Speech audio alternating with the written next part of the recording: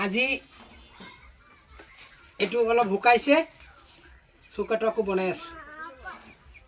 চৌকা থাকিলে গেছটো কেতিয়াবা, গেছটো আমাৰ 18 তাৰিখে শেষ হৈছিলে।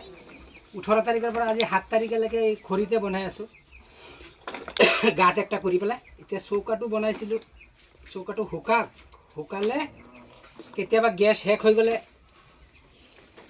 খৰি দি বনাব পৰা যাব। এতিয়াতো বৰ্তমান খৰি দি বনাই আছোঁ। আমি গেছ পাম 14 তাৰিখে।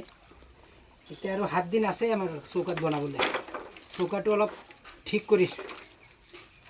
মানুহজনী বনাব নাজানে, হ'লেও মই আৰু অলপ মদত কৰি দিছোঁ আৰু যেনেকৈ পাওঁ তেনেকৈ। কোনে বনাই দিব, নিজৰে কোনো নাই, মাক বাপেক আমি দুটাই থাকোঁ, ল'ৰা মানুহজনী, তিনিটা মানুহ থাকোঁ।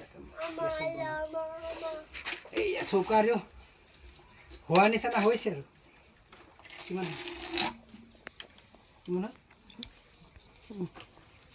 চৌকাটো কেনেকুৱা লাগিছে চাই পেলাই ক'ব।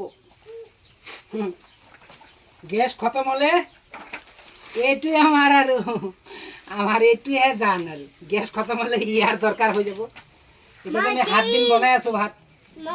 18 তাৰিখৰ পৰা 7 তাৰিখলৈকে বনাই আছোঁ। এতিয়া আৰু 14 তাৰিখে গেছ পাম। এইটোতে হ'ব খেল। ঠিক আছে, আপোনালোকে সবেই আমাৰ ওচৰে পাজৰে কোনোবা বনাব থাকিলে আহিব পাৰে, বনাই দিম আৰু যেনেকৈ পাৰোঁ।